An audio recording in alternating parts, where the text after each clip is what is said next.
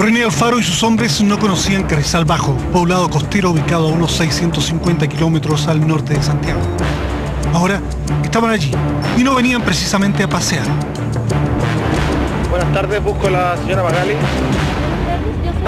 Los esperaba Magali Salinas, alcaldesa de Mar, encargada del orden y la disciplina en la caleta de pescador.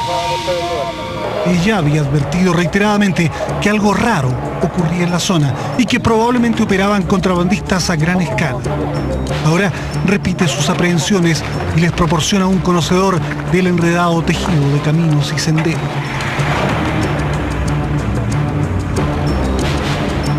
El vaqueano que los guía por el camino costero pronto se entera que ellos no son inspectores de pesca, sino agentes de la CNI, la temible policía política del gobierno. El vehículo todoterreno baja por una serpenteante huella hacia una escondida caleta. Un vigilante de turno, apostado entre rocas, tendría que haberles disparado o comunicado su presencia a los que están en la playa, pero inexplicablemente no lo hace.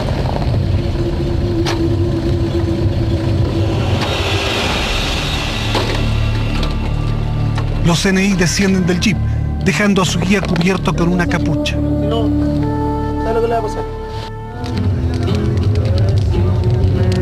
En la playa, 4 hombres descansan relajadamente. Ay, ay, ay.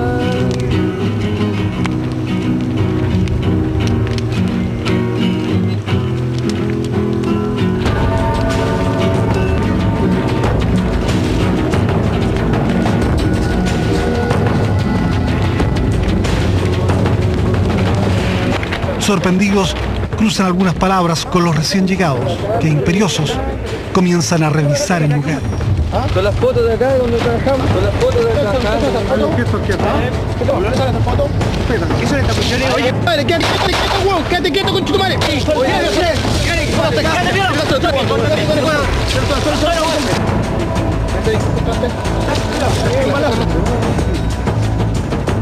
Empezaba a desvelarse el mayor desembarque ilegal de armas en América del Sur.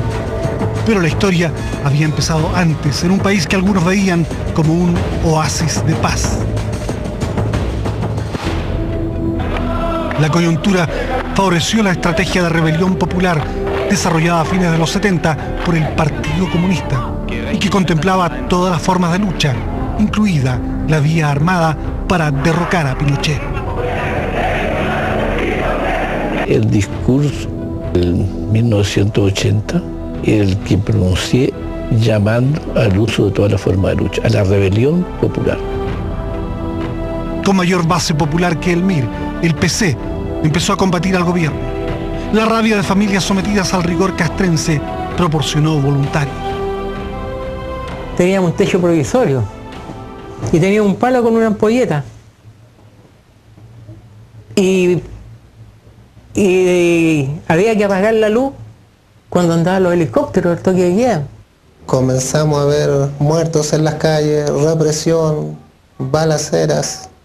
Recuerdo perfectamente que militares del grupo 10 a veces intervenían en la calle donde yo vivía. Yo encontraba al partido muy tibión, por eso como que no me gustaba. Decíamos, el partido siempre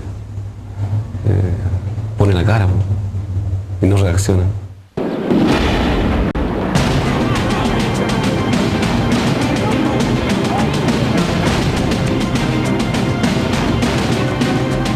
Viendo al partido golpeado y a sus dirigentes encarcelados o asesinados, muchos militantes sintieron que llegaba la hora de las armas.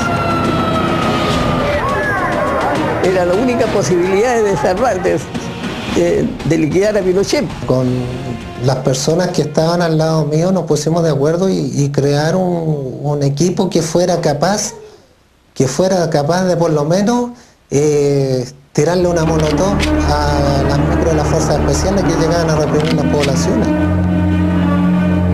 En 1971 el PC envió secretamente a Europa Oriental varios militantes para formarlos como jefes político-militares.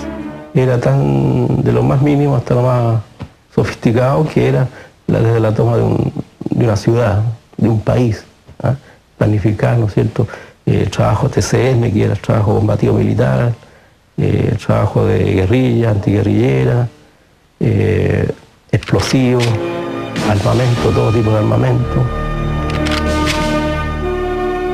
Hicimos acciones, ya sea ya voladuras de líneas de tren, voladuras de puente, ataque a la CNI. Se hizo el primer ataque como comando patriótico Juan Rodríguez a la CNI, que estaba en Borgoña. Tan importante como las armas era la información, y la CNI, la Central Nacional de Informaciones, pretendía saber qué pensaban y hacían los adversarios del gobierno, especialmente el Partido Comunista, que fortaleció el secreto y la compartimentación. Vamos a juntar parte para hacer tal trabajo, ¿no? Entonces ahí recién uno venía a saber qué trabajo podía hacer.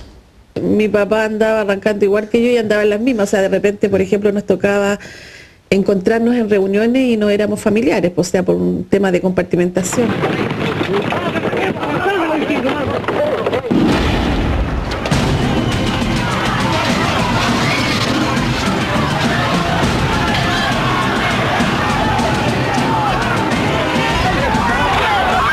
Las protestas que comenzaron el 82 eran promovidas por todos los opositores, aunque los más radicalizados atacaban cuarteles y torres de alta tensión. Los chilenos se enteraban fragmentariamente de acciones calificadas por el gobierno de terroristas y de la guerra entre la CNI y el reorganizado Partido Comunista, dirigido en Chile desde la clandestinidad por Gladys Marín y Sebastián Larraín, el aristocrático nombre de Chapa, escogido por Guillermo Teller, hombre de aspecto distinguido y reposada apariencia. Yo me hice cargo de la política militar del partido, me da la impresión que por el año 82. Bueno, nosotros nos creíamos el cuento que venía la sublevación nacional, o sea, lo percibíamos en las poblaciones. Eso abrió la idea de tener un brazo armado. Ese brazo armado fue el Frente Patriótico Manuel Rodríguez, que actuaba con un alto grado de autonomía respecto del partido, de organizaciones de izquierda. Al Frente Patriótico Manuel Rodríguez. Alejandro Moya Toro se convierte en jefe logístico del Frente y comandante subversivo en el sur del país. Recorro muchas partes para poder, ¿no es cierto?, ir consiguiendo los elementos que en ese entonces lo que más se conseguía era dinamita, ¿no? Amor gelatina. La incipiente Alianza Socialista Demócrata Cristiana prefería una salida negociada. Los comunistas, una insurrección general que derribara a la dictadura. Si nosotros no hacíamos un esfuerzo supremo, ninguna de las dos alternativas era posible. Y por eso es que se llamó el año decisivo, el año 86. Decidimos hacer ese esfuerzo a sabiendas de que nuestra alternativa podía no ser posible. La CIA, la agencia de espionaje norteamericana, monitoreaba los contactos de cubanos e izquierdistas chilenos. La información que nos llegaba a la CIA, ¿no es cierto?, era de un intercambio, a raíz de un intercambio permanente que teníamos con el agente de la CIA que estaba en misión en la Embajada de Estados Unidos en Chile. Y nos informaba, ¿no es cierto?, de lo que a ellos les convenía seguramente, y una de las cosas que quería evitar, ¿no es cierto?, era esta toma del poder por la fuerza, por la vía armada, que estaba desde Cuba. Pero esa era la información que ellos nos decían. Algo va a pasar en el 86.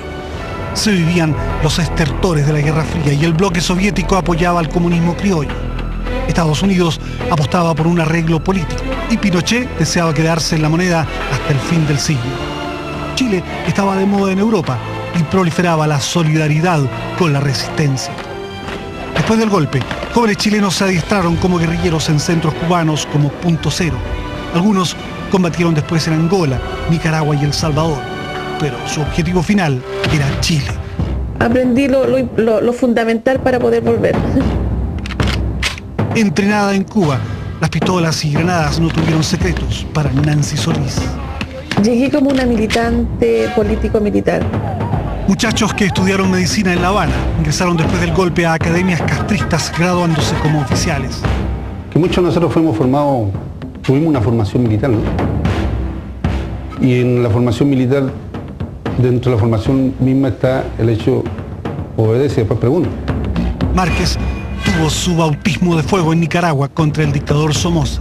Sabíamos que esa experiencia nos haría falta en un posterior en la preparación que nosotros estábamos haciendo para la lucha contra la dictadura, contra el gobierno de Pinochet. Me formo en la milicia sandinista y soy destacado miliciano sandinista en la lucha contra los contras. Este hombre, que hoy se desplaza trancolento por Ancud, es un actor que estuvo en Nicaragua y que luego retornó legalmente. Me vengo, ya se había fundado el Frente Patriótico Manuel Rodríguez, me incorporo a él y hago toda mi vida como comunista en el Frente Patriótico Manuel Rodríguez. Podemos detenernos en cualquier casa, en cualquier lugar, aquí conversamos con los vecinos de la manera más natural. El destino de la izquierda chilena no le fue ajeno a la revolución cubana. A fines de los 60, Fidel Castro apoyó al MIR y luego envió armas para la seguridad personal de Salvador Allende, convirtiéndose luego en el principal adversario internacional del régimen militar. Se sabía que Cuba preparaba chilenos y el escritor Norberto Fuentes, miembro del núcleo íntimo de Castro en los años 80, conoció la intensa relación entre chilenos y cubanos. Cuba daba beca, puede ser militar o no. Y estaba así el grupo específico de la gente del Frente Manuel Rodríguez, que sí se entrenaron en los PETI. Me tocó salir, conversar con mucha gente, pidiendo esta ayuda, y tuvimos ayuda bastante insospechadas. Hasta los norteamericanos colaborarían involuntariamente con los rojos chilenos. En Vietnam abandonaron toneladas de equipamiento militar que interesaron a Patricio de la Guardia, un general cubano que estuvo en Chile. Los vietnamitas le dijeron a los cubanos, llévense lo que quieran. Te puedes imaginar lo que dejan los americanos cuando se retiran de un lugar en un frente de guerra. Dejaron bases aéreas intactas. Para los rodriguistas forjados en la clandestinidad y en las protestas, las pistolas matagatos usadas en atentados no parecían medios idóneos para enfrentar a la CNI. Exiliado en Buenos Aires, uno de los líderes del frente revela cómo fueron construyendo una red para internar armas y explosivos. Nosotros de hecho ya teníamos experiencia en internación de medios por la cordillera, a través de mulas, a través de camiones o camionetas con doble cabinas, qué sé yo, embutidos, ¿no? Transitorios por Bolivia, por Perú. Uno de los jefes de la CNI recuerda un desembarco de armas efectuado en la caleta Yostay, cercana a Tacna, y que fue soplado por la inteligencia peruana a los chilenos. El 19 de octubre de 1985, en la caleta Yostay, 40 kilómetros al sur de Tacna, las fuerzas armadas de Perú supieron que había habido un desembarco. Los peruanos sospecharon que fusiles FAL y lanzacohetes RPG-7 fueron desembarcados en botes inflables desde un mercante cerca del Callao. Pero las armas ingresadas son escasas y los comunistas creen que se necesitan muchas más para equipar a sus militantes. En 1985 el PC aprueba una audaz iniciativa: internar 100 de toneladas de armas y explosivos directamente en las narices de los militares chilenos.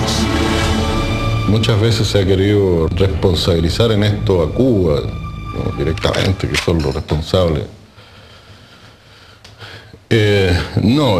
Todo lo de la internación de armas, todo esto se decidió acá. O sea, el acuerdo político fue acá. En Chile tuvieron la idea, y que en Cuba con los cubanos se perfecciona. En La Habana, con recursos y eficiencia de una moderna multinacional, los comunistas se ponen de acuerdo con cubanos y europeos orientales para conseguir pertrechos. Montan en Chile una verdadera agencia para la salida y entrada de chilenos y un taller para elaborar documentación falsa. Nosotros estudiamos mucho, por ejemplo, el tema de la resistencia francesa contra los nazis. Nosotros teníamos gente capacitada, profesionales, que se iba a hacer un documento, un carnet en la época era bastante fácil, igual que un pasaporte. Fidel supervisa personalmente toda la operación en la que trabajaron los organismos cubanos de inteligencia. Estaba el Departamento de América, estaba la DGOE, estaba la DGI, la Dirección General de Operaciones Especiales, el Departamento de América, el Comité Central, la Dirección General de Inteligencia de la República de Cuba, y el Departamento 10 o la 10ª Dirección del Ministerio de las Fuerzas Armadas Revolucionarias. Yo conversé efectivamente con Fidel Castro, como conversé con Honecker. De los países occidentales no voy a dar nombre porque hay algunos que están vigentes. El vamos se dio acá, el momento preciso se dio acá. Ahora, ¿quiénes participaban con Fidel? Yo no me acuerdo, o sea, usted me puede dar nombre, yo no tuve intimidad con ellos, pero sí con él conversamos. Castro designa al general Alejandro Ronda, jefe de las tropas especiales, para que participe en la parte cubana de la misión. Aunque comprometido con sus amigos, Fidel vaciló antes de enviar las armas a Chile. O sea, no es que él dudara de nosotros, desconfiara de nosotros. Él tenía muchas dudas de un tipo de operación como esta. Por lo mismo que estamos hablando, que era una operación de mucha envergadura, era una operación mayor, que en la mayoría de los casos han fracasado y con terribles consecuencias para quienes las han llevado adelante. O sea, Latinoamérica, en Latinoamérica hay casos respecto. Por ejemplo, en Brasil, trataron de hacer una internación de armas y quedó... Bueno, mataron a todos. Abelardo Moya Toro, Claudio Molina Donoso, Alfredo Malbrich y Orlando Bahamondes coordinarán en Chile el desembarco, ocultamiento y distribución de las armas. Recorren el litoral chileno buscando lugares apropiados para el desembarque. Finalmente centran su atención en la zona comprendida entre Caldera por el norte y La Serena por el sur, áreas vastas con escasos pobladores e infinidad de caletas próximas a la carretera panamericana y a minas abandonadas.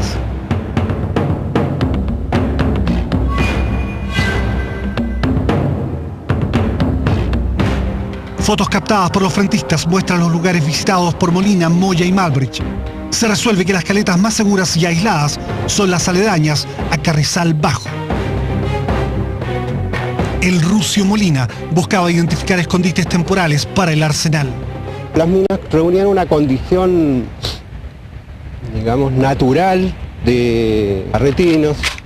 De ahí a mí se me entrega la tarea de que yo tengo que irme a Santiago a empezar a preparar los barretines, primero que nada comprar las casa, parcela y preparar los barretines. Los frentistas emplearán la técnica vietnamita para construir los llamados barretines, suerte de refugios clandestinos construidos bajo tierra, impermeabilizados, abovedados y forrados con tablas apernadas.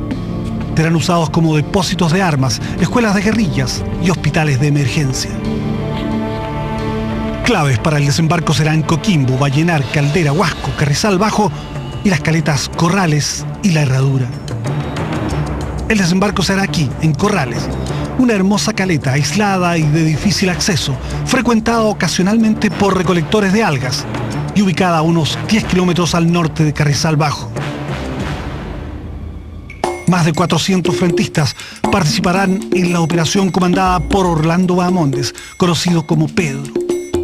En el norte, las actividades del frente serán dirigidas desde una casa arrendada en Vallenar y en el subterráneo de esta propiedad, en Huasco, se construirá un espacioso barretín que servirá para guardar armas e instruir guerrilleros.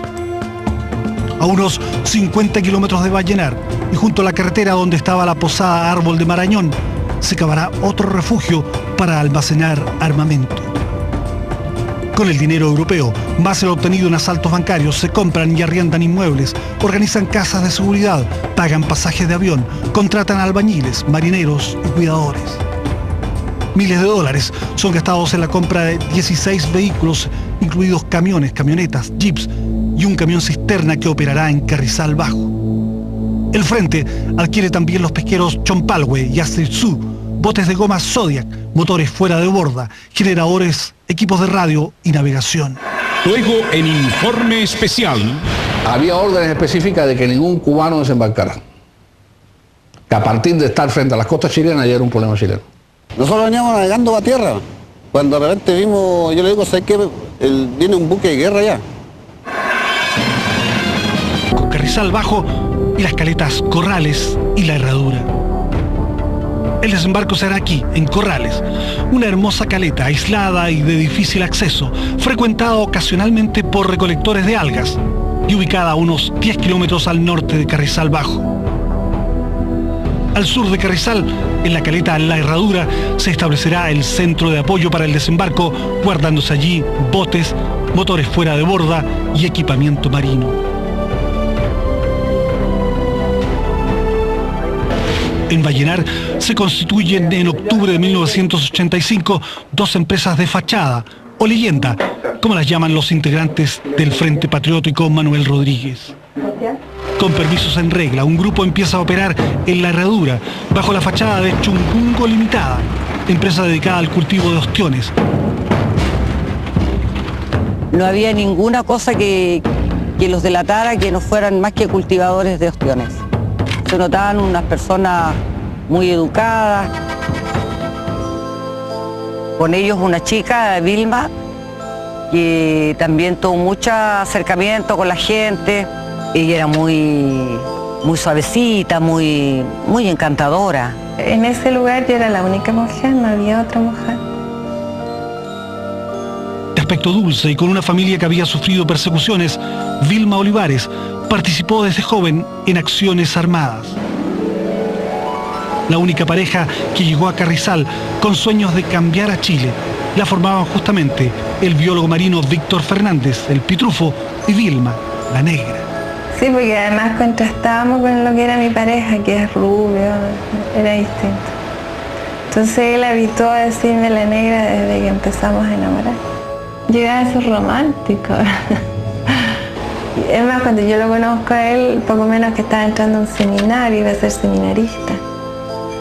Entonces, asume como muchos compromisos conscientes, sí, pero yo creo que más impulsado por mi historia y también por lo que a mí me había tocado vivir.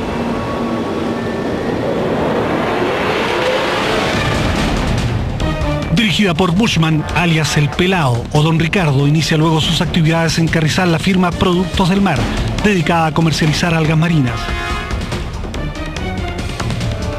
Ello permite destacar en forma permanente en la legalmente concesionada Caleta Corrales a militantes que simulan ser algueros. Bushman empieza a comprar güiros y mariscos que acopia en una bodega de Carrizal y vende en caldera.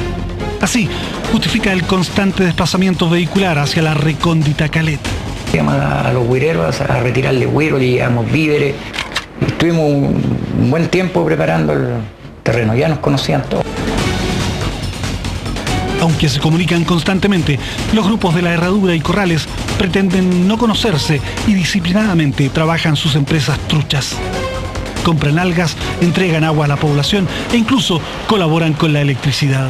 Yo pasaba con el camión en la noche y ponía la benzina y echaba a prender el motor de la luz para la gente de Carrizal. En algunos casos el nexo fue quizás demasiado estrecho. Sergio Bushman hace amistad con la alcaldesa de Mar, Magali Salinas. Intenta con ella negocios que se frustran, cenan juntos y la invita a salir. Sí, hubo un romance con ella.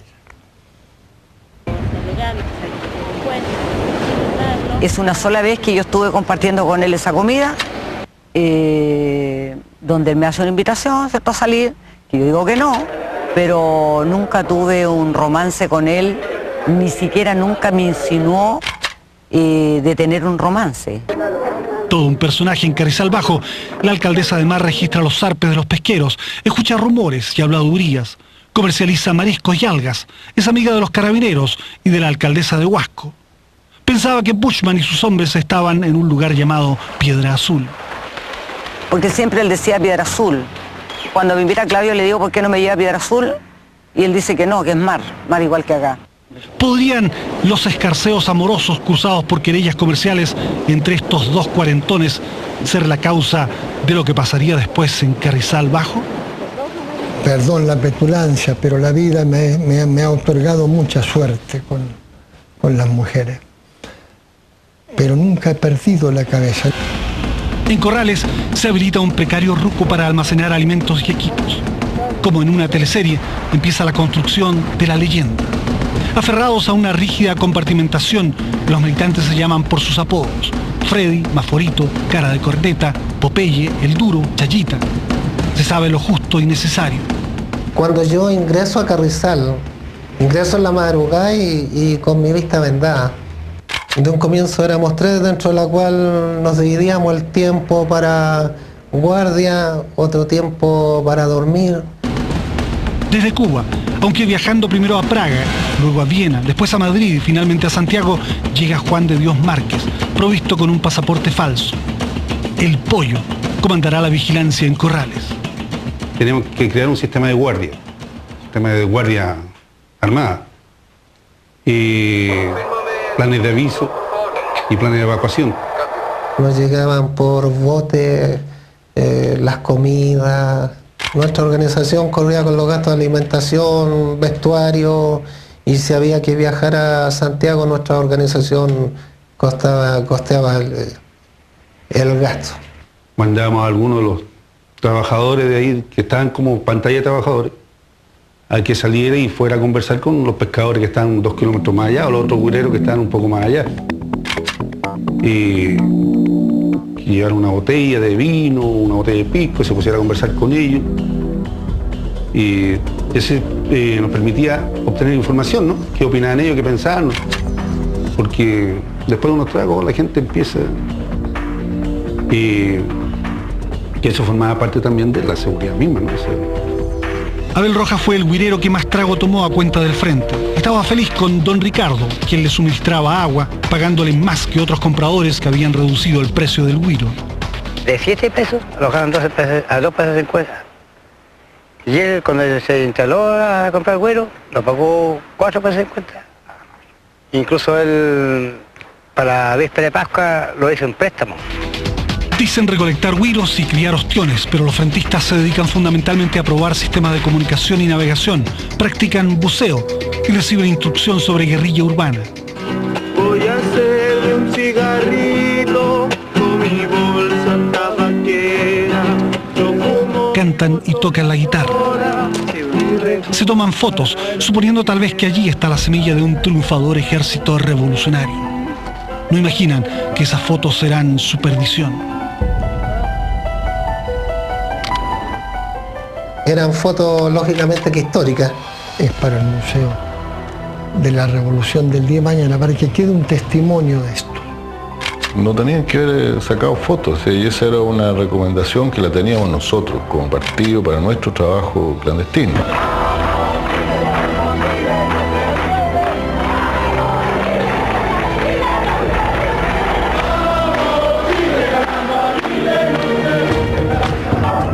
Las protestas pierden fuerza en Santiago. Los partidos demócrata cristiano, socialista y radical empiezan a formar un frente amplio, aunque los rodriguistas siguen mordiendo al régimen con bombas y atentados. Nadie sospecha que la mayor, más audaz e ilegal internación de armas en la historia latinoamericana está en marcha. Eduardo Niedbalski Ayagán es un chofer y mecánico que, asegurando su fachada, vivió un tiempo con su esposa e hijos en Carrizal. Luego transportaría gente para distintos trabajos en las caletas. Los recogíamos, qué sé yo, en Vallenar, Copiapó, y de ahí lo internaba yo en un camión cerrado para él. Caminos y huellas no tuvieron secretos para Niedbalski, conocido como Fittipaldi.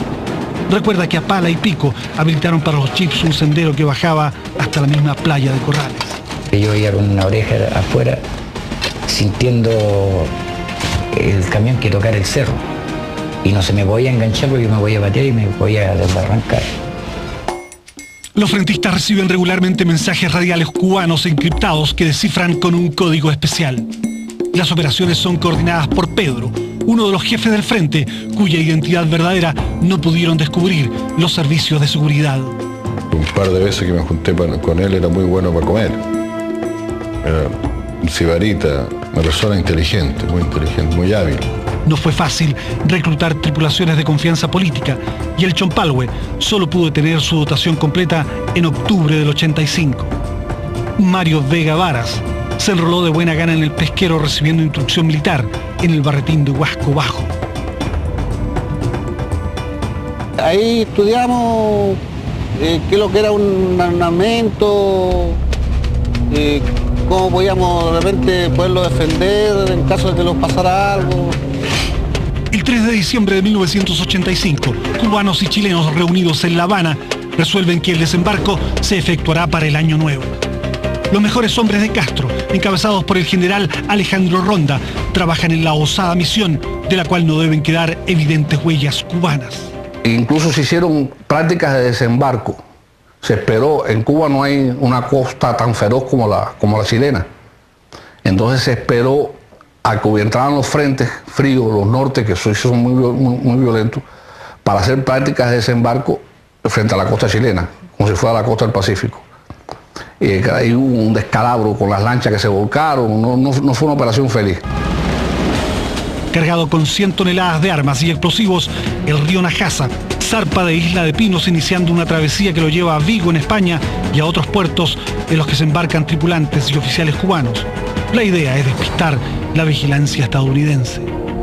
El barco salió de Cuba y dio toda la vuelta al mundo, fue por el Pacífico hasta Asia, y no fue directamente por el canal de Panamá. Había órdenes específicas de que ningún cubano desembarcara, que a partir de estar frente a las costas chilenas ya era un problema chileno. La verdad es que nosotros esperábamos para la noche del Año Nuevo del 85. Esa fue la primera que fracasó, digamos, el intento por temas de pérdida de nuestra gente en el mar. La operación se frustra al perderse el bote que llevaba a los jefes del frente al Chompalhue, que ya había zarpado desde Caldera y cuya misión era encontrarse en aguas internacionales con el mercante cubano. Hay un nuevo intento, pero a la impericia se une un mar tempestuoso que a la altura de la playa Flamengo hace zozobrar a un bote Zodiac y casi mata a los tripulantes. Las críticas apuntan contra Malbrecht, el flaco Albacorilla, y Gerardo Alvial, el improvisado capitán del Chompalhue. El éxito de la navegación dependerá de este ingeniero pesquero todavía exiliado en Argentina. Manuel Santana es un experimentado patrón de pesca que se hace cargo del Chompalhue. El 23 de mayo, la goleta zarpa desde Caldera. A la tripulación se unen Malbrecht y 3 frentistas especializados en seguridad y comunicaciones. Llevamos un navegador satelital. En el último tramo falló, pero de todas maneras ya fijado rumbo, o sea, se hizo tipo navegación costera. Ya ahí ya sabíamos a lo que íbamos. Como el tercer día, como que hicimos contacto con el gobierno. El barco con el general Ronda a bordo se aproxima con arreglo a las coordenadas fijadas previamente. Luego de larga navegación, el Chompalhue se arrima al río Najasa. La maniobra resulta perfecta, iniciándose la inmediata estiva de las armas engrasadas y envueltas en plástico. Esa manera tiene que haber empezado como a las 7 de la tarde, y hasta el otro día hasta como a las 6 de la mañana.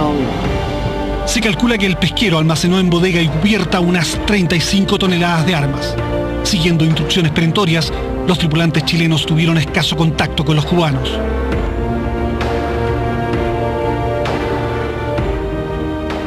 La tónica era que tuvieran contacto aquellos que estaban designados para tener el contacto. Estaban todos los signos que denotan la procedencia de la embarcación, estaban todos cubiertos con lona, chimenea, el nombre en la proa, el nombre en la popa. A mí fue como que yo renacía de nuevo.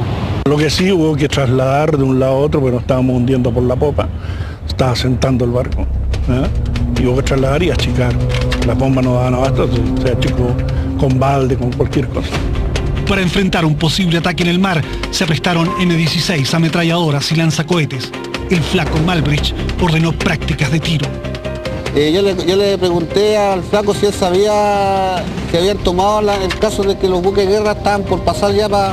Porque para mayo siempre los buques de guerra pasan para el norte y después se devuelven, haciendo maniobras. Y me contestó de que él ya todo eso lo tenían listo. Nosotros veníamos navegando para tierra. Cuando de repente vimos, yo le digo, ¿sabes qué? Viene un buque de guerra ya. Nos dicen que no, ¿cómo va a venir un buque de guerra? Entonces me hace subir al mástil que tenía nosotros el buque de guerra, o sea, tremendos sustos. Y ahí empezaron a cruzarse ciertas transmisiones de ellos, que en cierto momento nos hicieron pensar de que en realidad venían por nosotros. Porque decía que los habían detectado y iban a hacer un ratch. Un ratch para mí, en mi conocimiento, es como una ráfaga, como una andanada. y el barco se acercó, o sea, primero pasó el helicóptero. Se dio la media vuelta, se fue y el barco se acercó, pitió y se dio la media vuelta y se fue. Se habló ahí de un abordaje. El barco nuestro, un barco tan chico que ni siquiera a la borda llegábamos, no sé cómo podíamos subir al barco, punto uno. No podíamos subir arriba de un barco, de un crucero, de un destructor. Es un barco bastante pequeño, ¿ya? Además una vez arriba, ¿qué se hacía? Y bastaba y sobraba con cerrar todas las puertas, los talones y todo eso. Quedaba o sea, peor que Prat. Una locura que duró muy poco. La decisión final fue hacerse los tontos y navegar. Fui uno de los primeros cuando venía acercándose nuestra goleta, informo por radio hacia abajo. Se hacía una fogata para que la goleta viera, digamos, el lugar donde tenía que llegar. Fondeamos y apareció después un Zodiac, en la cual empezamos a hacer el primer traspasaje. Y en el momento en que bajaba la goleta y se juntaba con la balsa, nos traspasábamos así en el aire el armamento. La descarga comenzó esa misma noche, mientras espontáneamente comenzó a elevarse junto al ruido del oleaje la vieja canción partidaria.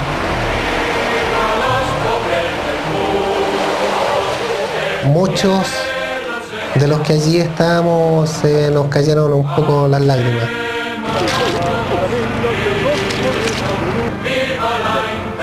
Se hacía una cadena de personas y pasabas una al lado de la otra. Pasamos toda la noche en el agua, cantando la Internacional. Y después ya se tiraba el jeep y el jeep subía a dejarlo arriba del barretín con otro equipo de compañeros.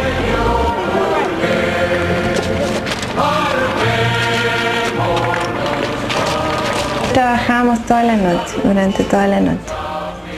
En el día dormíamos.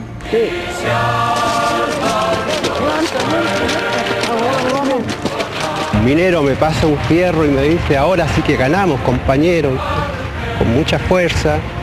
Y claro, el viejo ahí ha estado preso por el año 73, le habían pateado el culo, ¿viste? Y ahora él decía, pucha, tengo cómo. El resto de material quedó para el otro día, que lo fuimos a dormir ahí a Carrizal, pues allá a la caleta de Carrizal, ahí mismo lo fuimos a dormir.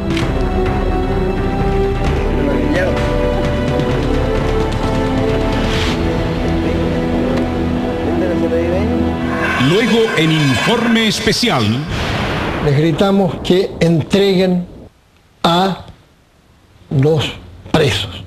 Y si nuestros compañeros no suben hacia acá, va a empezar el baleo. Buceadores del frente recuperan algunos bultos. Las faenas fueron impecables, pero hubo problemas la noche siguiente.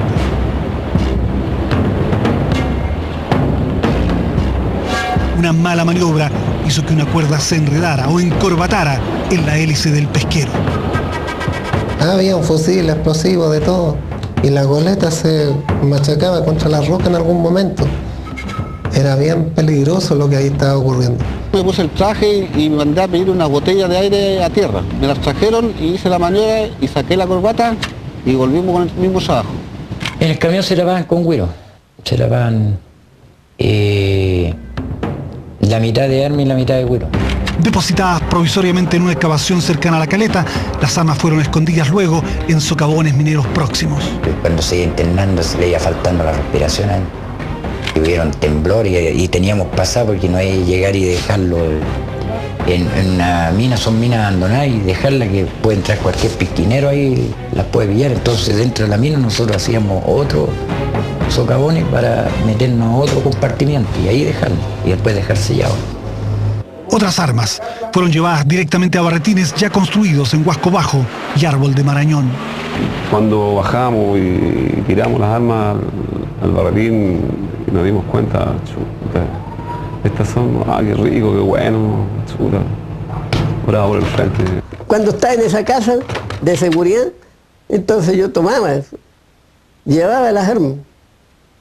Me gustaban, las hallé bonitas y las hallé buenas.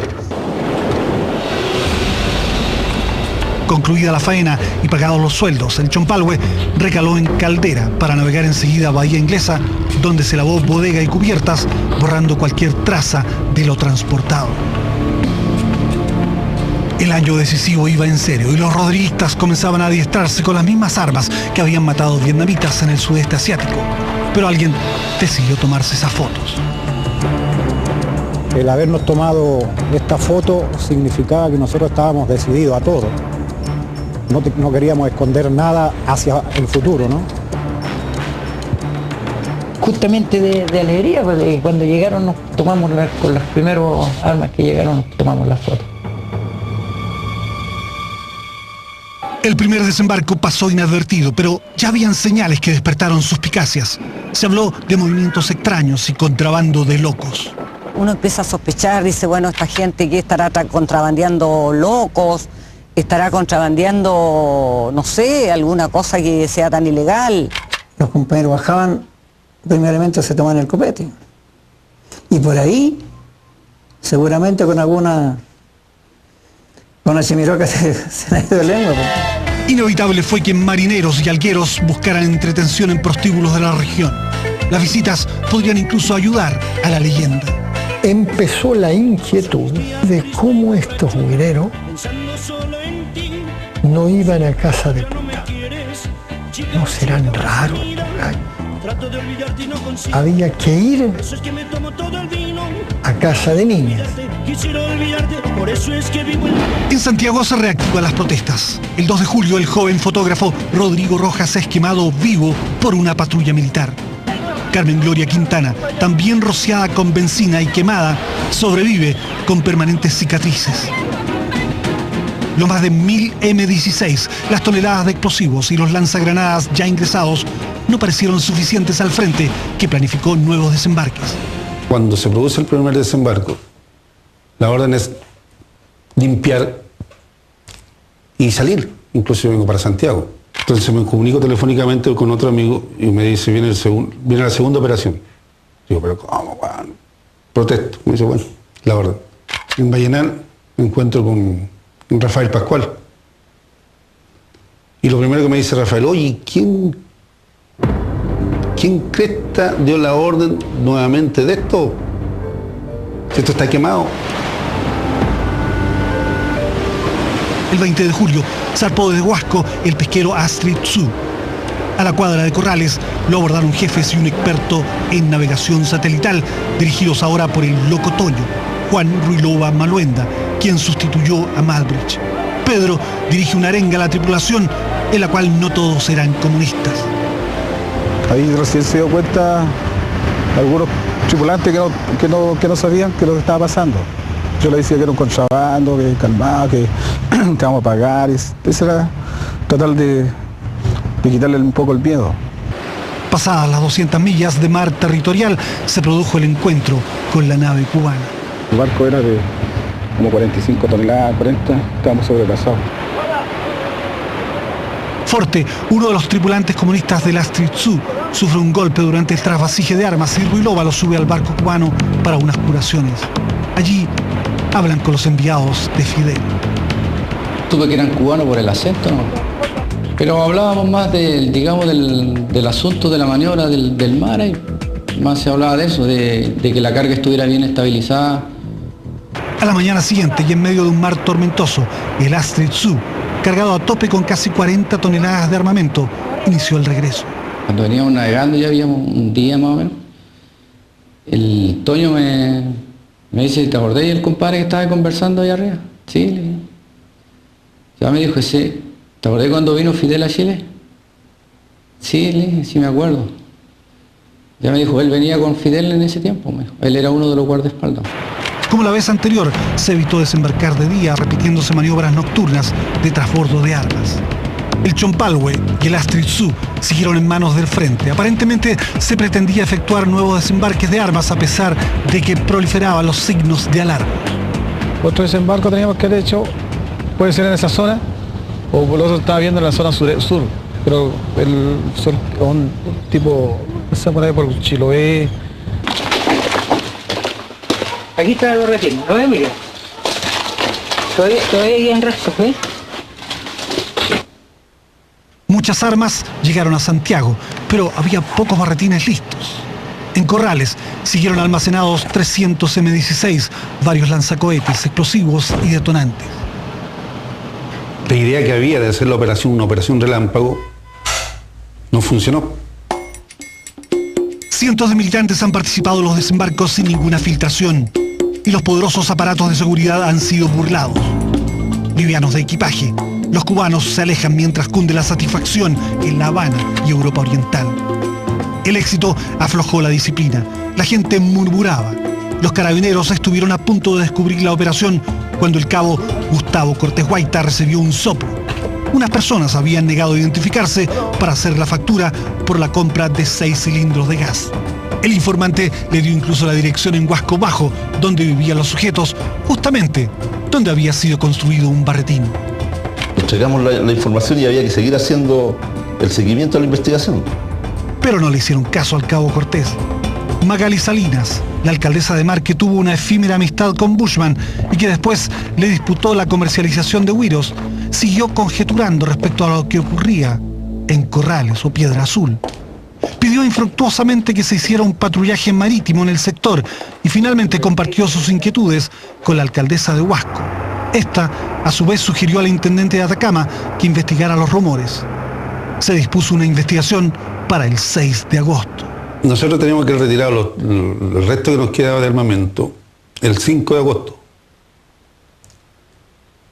Pero por X razones que cada quien tiene su justificación, el camión no llegó. Pecamos de confianza.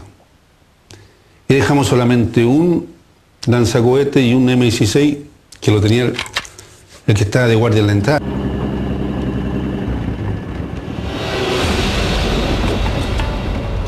Luego de hablar con la alcaldesa de Mar y conseguir los servicios del vaquiano Emiliano del Tránsito, los agentes de la CNI se dirigieron a Corrales. Después del mediodía, descendieron por la sinuosa senda sin que el guardia Ítalo Moya, armado con un M16 y un lanzacohetes, se percatara de la intrusión. Una de las personas que estaba de guardia se habría quedado dormido, no sé, no sabría decirte. Y la orden que tenía la guardia, esa principal, era que si entraba alguien extraño, un vehículo extraño, era hacer un disparo al aire. Nosotros a esa hora llegó el jeep hasta la orilla abajo. Y llegó ahí a donde estábamos nosotros, yo, como te digo, tomando desayuno con una guitarra en la mano. Y yo decía, ¿qué cresta pasó, no? Porque no actuó. Entre los roqueríos y junto a 3 frentistas encargados de la vigilancia, estaba allí de visita Abel Rojas, un alguero que les vendía güiros. La situación resultaba insólita. Frentistas y CNI usaban nombres falsos. Estaba tocando la guitarra, entonces ahí quedaron todos inmóviles. Entonces, permiso, bajaron para ahí y subió uno para adentro al campamento que está ahí. Busca por ahí. Ya, dale bien, bueno, nos toman así, ¿ustedes qué hacen acá? Y empiezan a revisar la zona. Y claro, ven que había movimiento de orilla de playa, ¿no? Ellos juraban a pie juntos que éramos traficantes de locos. Al revisar el ruco aparecieron documentos y vainillas percutadas. Más que tráfico ilegal de locos, parecía una operación de espionaje internacional o una escuela de guerrillas. Salió el compadre para afuera y dijo, mano arriba.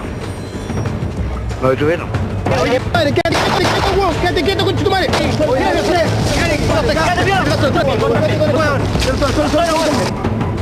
La compleja operación comenzaba a ser desbaratada. A mí me encañona, pero como traficante de locos. Y después de todo ese momento, es que uno de ellos hace un rastreo y no sé en qué lugar encuentra un fusil M16.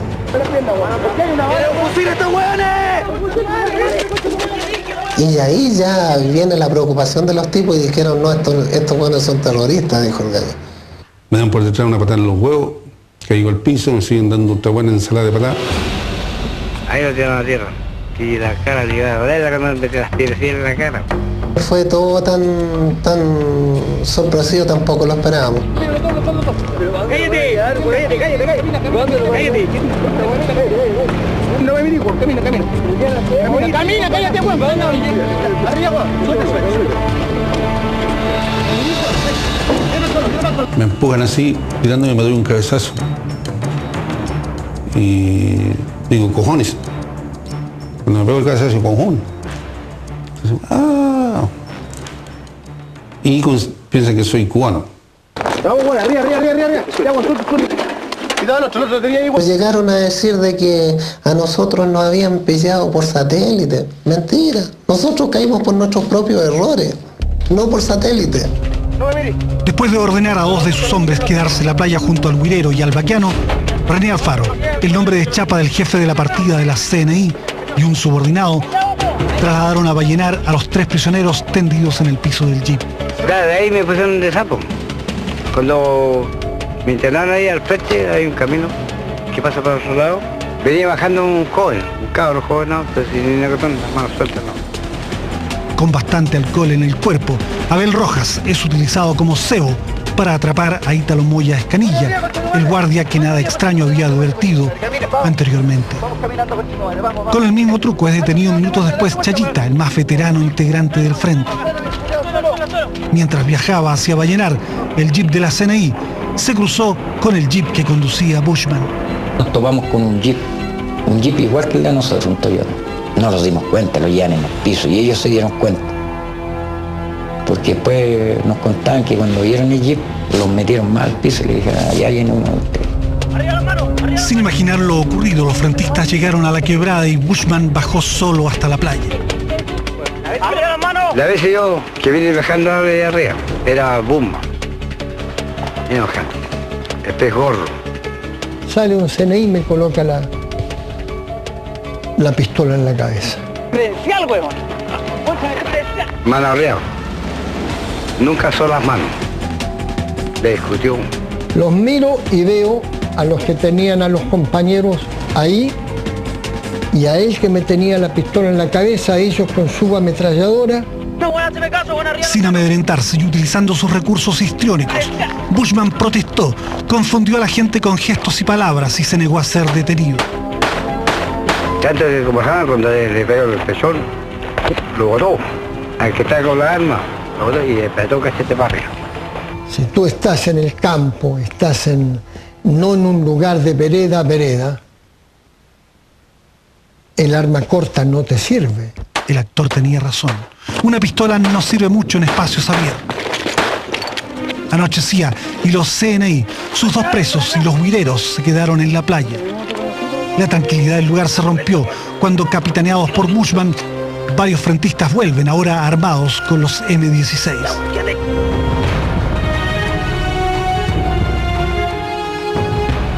Les gritamos que entreguen a los presos. Y si nuestros compañeros no suben hacia acá, va a empezar el baleo. Estaban en esa, zumbiándolo cuando llegó la rociada de bala.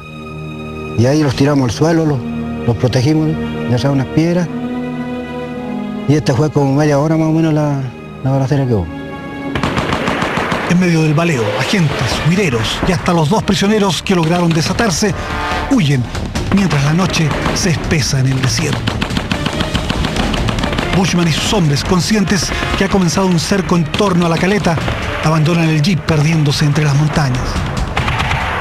Otro vehículo que intenta llegar con refuerzos desde la herradura se enfrenta con carabineros recibiendo decenas de proyectiles.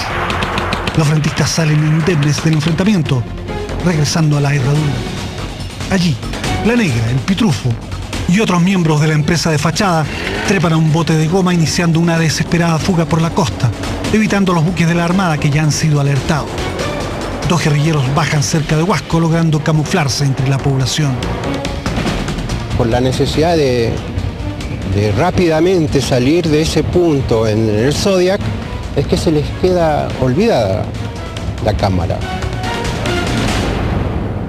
Luego en Informe Especial. Que nunca tengamos que volver a pasar por esto, de tener que traer armas al país, de que tener que confrontarnos, pero desgraciadamente, y así son las cosas, eso puede volver a suceder.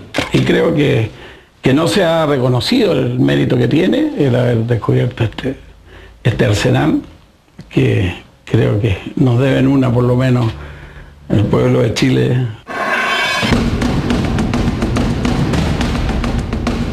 Sin agua y alimentos. Vilma Olivares y sus compañeros deambulan durante días en el norte, ocultándose en puentes y alcantarillas, hasta que encuentran gente del partido que los ayudará a salir hacia Argentina.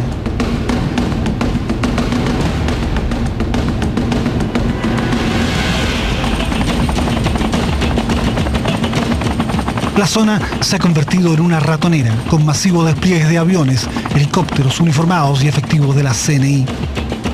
Y de repente damos una vuelta y llegamos donde mismo, entonces peleamos.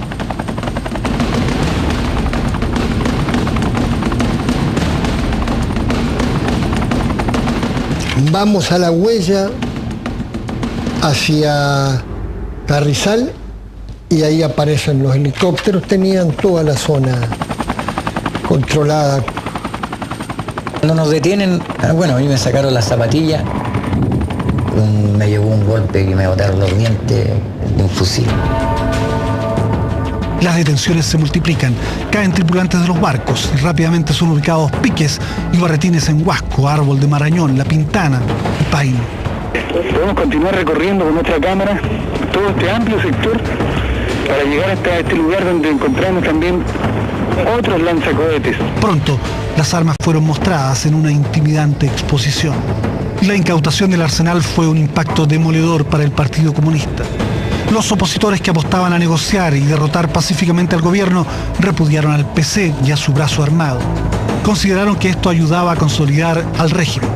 Presidente, ¿esta es la guerra que usted denunció en tantas oportunidades que está sosteniendo? Que hablo tantas veces, la guerra que estamos desarrollando, que no hay fuego, pero hay acciones, y los políticos siguen hablando. Presidente, muchas víctimas inocentes seguramente iban a caer con su... Muchas, se cuenta usted, aquí hay una tonelada, ¿cuánto hay aquí? 1.300 kilos, me dijeron. 1.300 kilos. 1.300 kilos de TNT. Es decir, con esto vuela medio Santiago. La prensa chilena especula. Se habla de submarinos rusos y un avión de la Armada fotografía un mercante extranjero fuera de las 200 millas marinas de Chile. En Cuba el descubrimiento de los arsenales es un balde de agua fría, pero ningún cubano se culpa del desastre. Todos los oficiales cubanos fueron condecorados.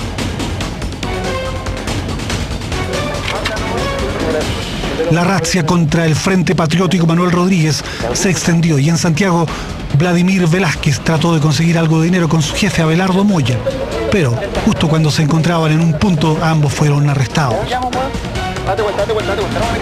Mientras me aplicaba la corriente en los testículos, los dos que me tenían, uno a cada lado, con un tonto de goma, me golpeaba en la planta del pie y el otro igual. Me pusieron corriente en los pezones y me curaba. Yo no sé qué pasa en el cuerpo porque a mí me curaban y al rato estaba, porque las torturas las hacían con un médico al lado. Entonces al rato ya tenía curadas las heridas y me volvían a torturar.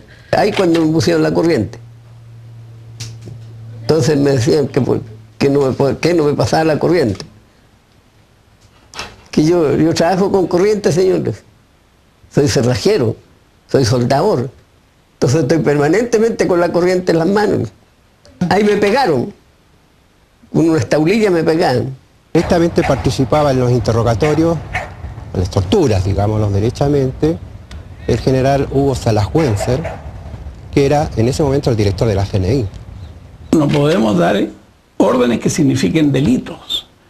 Y el oficial que reciba una orden que signifique un delito no puede cumplirla. Inclusive él en un momento dijo, me pasó, viste, la picana por el cuerpo.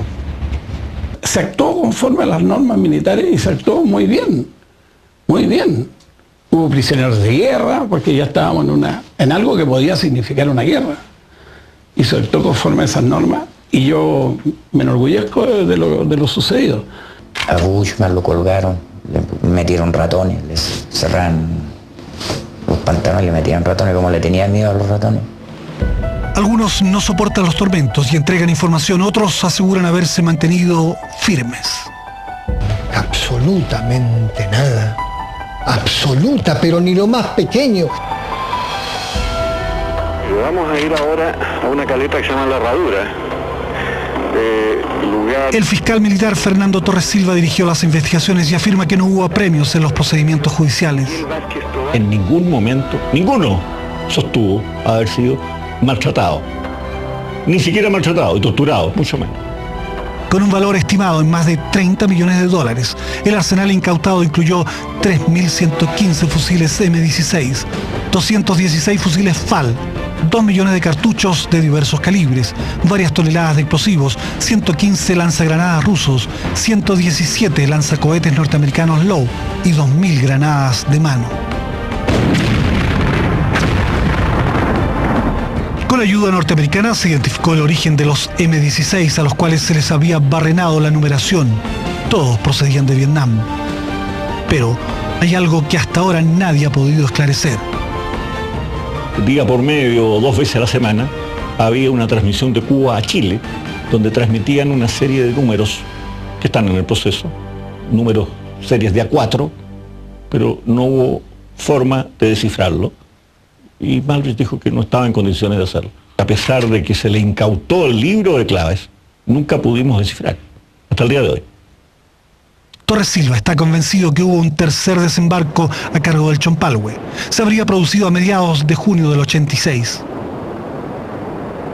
Hemos revisado los legajos del proceso y efectuado decenas de entrevistas, y la teoría del tercer desembarco con el Chompalhue parece no tener asidero. ¿Qué habría pasado si los miles de M16 y las toneladas de explosivos hubieran sido utilizados? Algunos dicen que se habría desatado una guerra civil y que la dictadura hubiera recurrido a un estado de sitio permanente. ¿Cuánta gente se salvó de morir por este solo hecho? Para mí es fundamental. Y creo que no se ha reconocido el mérito que tiene el haber descubierto este arsenal, que creo que nos deben una, por lo menos, el pueblo de Chile. Si no hubiéramos hecho lo que hicimos, se habría eternizado la dictadura. Y Pinochet yo creo que hasta habría ganado el plebiscito. Algunas armas fueron efectivamente utilizadas para tratar de matar al general Pinochet. Lo concreto es que el comunista no participó de la coalición de partidos que ganó el plebiscito y que el Frente Patriótico Manuel Rodríguez se dividió hasta perder toda relevancia política. ¿Podría alguien intentar nuevos desembarques de armas en la larguísima costa chilena? Ojalá no ocurra nunca. No, que nunca tengamos que volver a pasar por esto, de tener que traer armas al país, de que tener que confrontarnos con formas de lucha armada. Ojalá no tenga que ocurrir nunca, pero desgraciadamente, y así son las cosas, eso puede volver a suceder.